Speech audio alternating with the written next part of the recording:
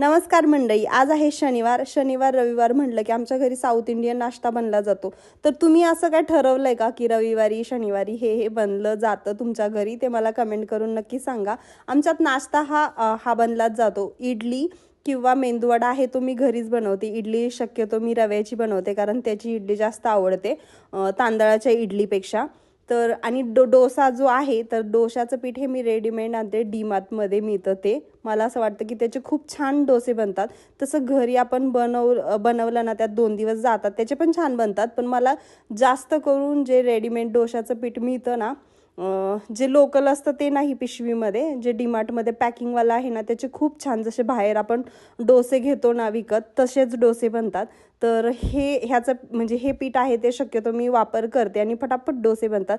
तर तुमचं काय आजचा काय नाश्ता होता मला कमेंट करून नक्की सांगा. व्हिडिओ आवडला असेल तर लाईक, शेअर, कमेंट आणि सबस्क्राईब करायला काय विसरू नका.